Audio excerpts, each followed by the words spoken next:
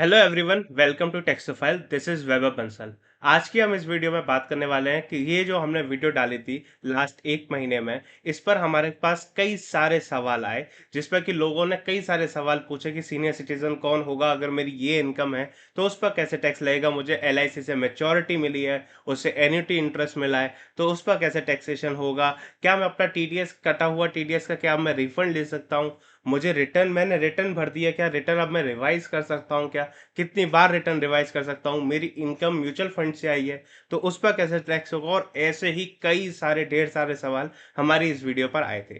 तो आज मैं ये वीडियो इसलिए रिकॉर्ड कर रहा हूँ कि आपकी ये सारे डाउट्स को मैं एक साथ एक ही वीडियो में सबको सॉल्व कर सकूं, और आप इस वीडियो को जरूर ध्यान से देखिएगा, क्योंकि हो सकता है कि आपके भी ऐसे ही कुछ और डाउट्स हो और जिसमें आपको भी प्रॉब्लम फेस करनी पड़ रही हो कि क्या मुझे रिटर्न भरने की जरूरत है या नहीं भी है, क्या मेरे ऊपर अब कोई टैक्स लगेगा या नहीं लगेगा। तो आज की इस वीडियो में सारे डाउट्स को क्लियर करेंगे हम। और अगर आपको और भी कोई डाउट्स हो तो आप हमारी इस वीडियो के कमेंट सेक्शन में हमें बता सकते हैं, मैं हर डाउट का रिप्लाई देता हूं और आपके भी हर डाउट का मैं रिप्लाई दूंगा। तो आपको कोई भी डाउट हो टैक्स से रिलेटेड, किसी भी चीज से रिलेटेड, आप मुझे कमेंट बॉक्स में बता सकते हो और मैं जल्द से जल्द आपके क्वेश्चंस का आंसर देने की कोशिश करूंगा। सो बिना किसी देरी के आगे बढ़ते हैं। अगर आपने अभी तक हमारे चैनल को सब्सक्राइब नहीं किया है तो सब्सक्राइब कर दीजिए, बगल में बेल आइकन को दबा के ऑल का नोटिफिकेशन दबाना ना भूलिएगा, जिससे कि आपको हमारी हर वीडियो की सबसे पहले नोटिफिकेशन मिल जाए। वीडियो अच्छी लगे तो लाइक कर दीजिएगा, शेयर कर दीजिएगा and comment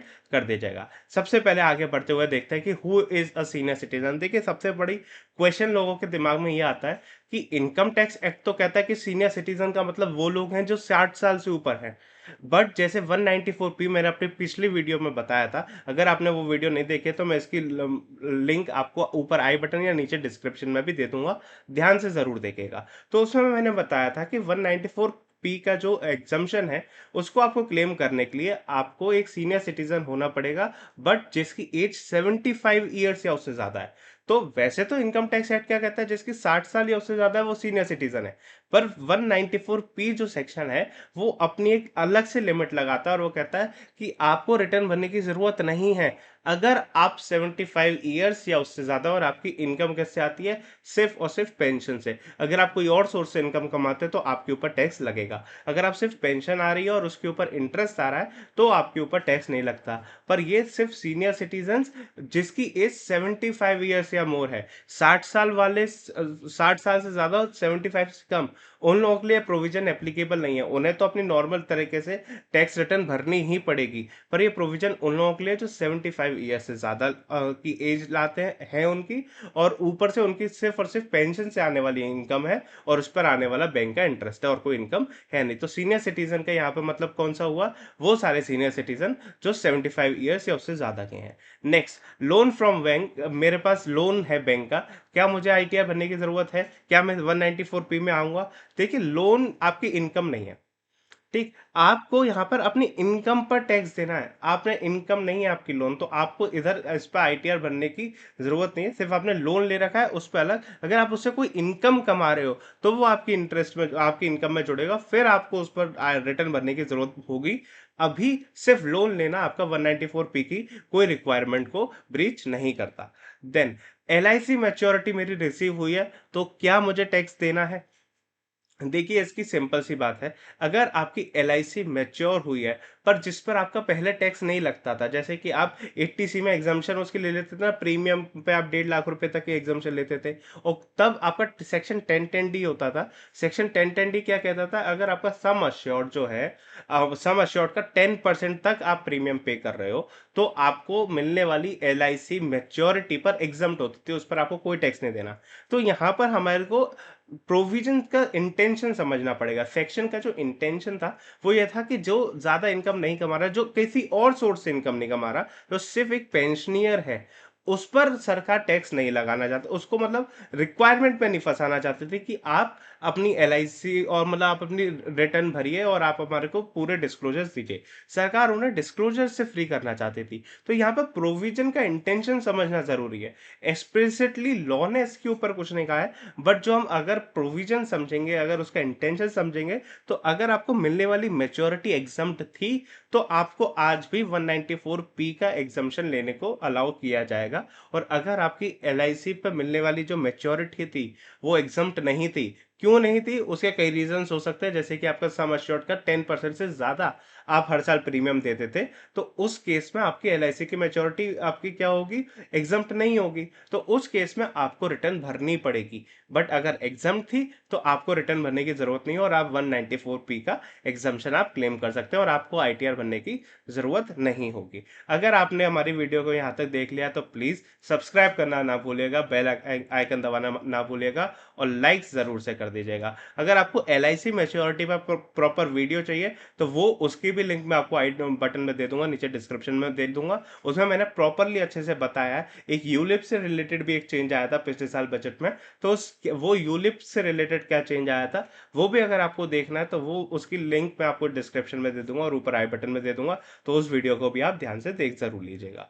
then income from mutual fund, अगर मेरे को कोई म्यूचुअल फंड से पैसा मिलता है तो क्या मुझे अब 194 का एग्जामेशन नहीं मिलेगा, मुझे रिटर्न भरनी पड़ेगी? हाँ, आपको भरनी पड़ेगी, क्योंकि उसमें 194 का क्राइटेरिया क्या है 194 का, कि सिर्फ और सिर्फ पेंशन इनकम होनी चाहिए और अदर सोर्सेज से इनकम होनी चाहिए। अगर अदर सोर्सेज में भी किससे, सिर्फ और सिर्फ इंटरेस्ट, जिस बैंक अकाउंट में आपका इंटरेस्ट है, गवर्नमेंट बैंक अकाउंट, किसी और बैंक में भी नहीं, गवर्नमेंट बैंक के अकाउंट में आपका इंटरेस्ट आना चाहिए जिस पर आपकी पेंशन आ रही है, इससे ज्यादा आपके कोई और इनकम होनी नहीं चाहिए। तो अगर आप म्यूचुअल फंड से इनकम कमा रहे हो तो म्यूचुअल फंड पे तो आपका डायरेक्ट टैक्स लगता है, और इस पर भी मेरी एक वीडियो अवेलेबल है कि म्यूचुअल फंड में अगर आप अब निवेश करते हैं तो आपको किन किन बातों का ध्यान रखना है, इसकी भी लिंक मैं आपको डिस्क्रिप्शन बॉक्स में दे दूंगा और ऊपर आई बटन में दे दूंगा। तो ये वीडियो भी देखे बिना आप प्लीज म्यूचुअल फंड में इन्वेस्ट मत कीजिएगा अगर आप म्यूचुअल फंड में करते हैं, अदरवाइज आपको ज्यादा से ज्यादा टैक्स देना पड़ जाएगा, सरकार आपसे ज्यादा टैक्स वसूल लेगी। बट आप उस वीडियो को देख लेंगे तो आपका कम से कम टैक्स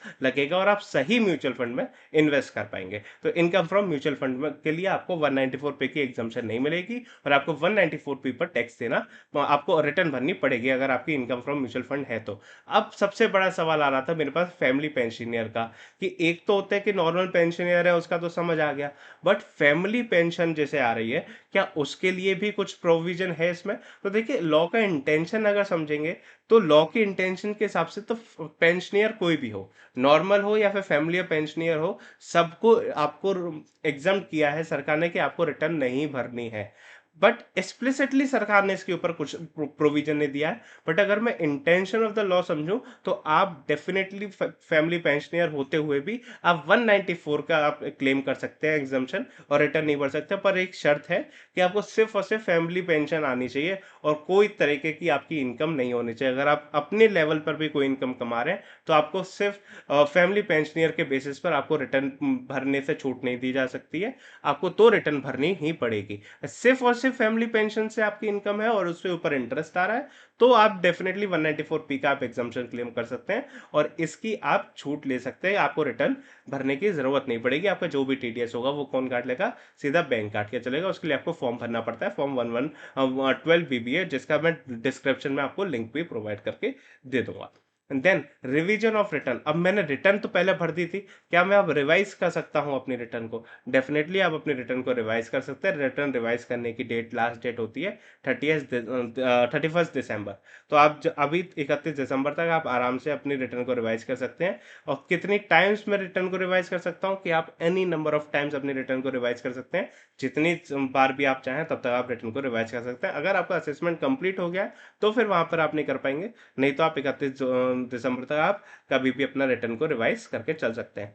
अब मेरा बैंक ने ज्यादा टीडीएस तो काट लिया था, एक ये सवाल मेरे पास काफी सारा आता है, काफी ज्यादा आता है, कि how can I get my TDS back. इसके ऊपर मैं भी ऑलरेडी एक डिटेल्ड वीडियो बना चुका हूँ कि जैसे कि आपका एफडी पर कोई इंटरेस्ट कटता था, जो आपकी बैंक एफडी पर इंटरेस्ट काट लेती थी, उसको आप किस तरीके से बचा सकते हो। उसमें मैंने 3 से 4 मेथड आपको बताए हैं कि आपका एफडी पर कटने वाला इंटरेस्ट किस तरीके से बच सकता है। तो वो वीडियो की लिंक भी मैं आपको इस डिस्क्रिप्शन बॉक्स में दे दूंगा, आप अपने टीडीएस को बचा भी सकते हैं और उसका रिफंड भी ले सकते हैं। आप रिफंड लेने के लिए आपको इनकम टैक्स रिटर्न भरनी पड़ेगी, चाहे फिर आपका फैमिली पेंशनर हो या कोई पेंशनर हो। अगर आप टीडीएस कटे हुए टीडीएस का रिफंड लेना चाहते हैं तो आपको रिटर्न भरनी पड़ेगी। और अगर आप चाहते हैं कि टीडीएस कटे ही ना मेरा, तो उसके लिए आपको मेरी वीडियो देखनी पड़ेगी, जिसकी लिंक मैं डिस्क्रिप्शन बॉक्स और ऊपर आई बटन में जरूर से दे दूंगा, तो आप वो भी देखकर चलिएगा।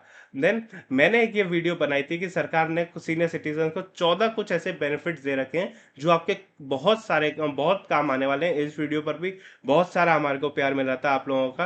तो ऐसे ही इस वीडियो को ध्यान से एक बार जरूर देख लीजिएगा। अभी रिटर्न का सीजन आने वाला है, 31 जुलाई आपके रिटर्न की ड्यू डेट है। तो रिटर्न भरने से पहले एक बार ये बेनिफिट्स आप देख लीजिएगा। इसकी भी लिंक मैं आपको डिस्क्रिप्शन बॉक्स में दे दूंगा और ऊपर आई बटन में दे दूंगा।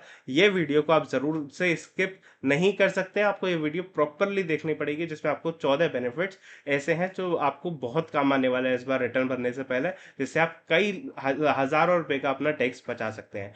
तो इस वीडियो को ध्यान से देखिएगा। जितने भी वीडियो मैंने बोली है उसके लिंक मैं आपको डिस्क्रिप्शन बॉक्स और नीचे ऊपर आई बटन में भी जरूर से देखूंगा। तो इस वीडियो में आज के लिए इतना ही। अगर आपको हमारी वीडियो अच्छी लगी है तो आप चैनल को सब्सक्राइब कर दीजिएगा, बेल आइकन दबाना ना भूलिएगा।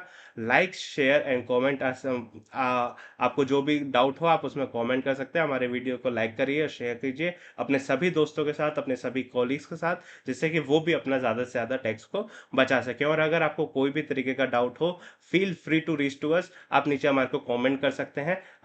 हम उसमें जल्दी से जल्द आपके सभी क्वेश्चंस का आंसर करने की कोशिश करेंगे। Thank you so much for joining in.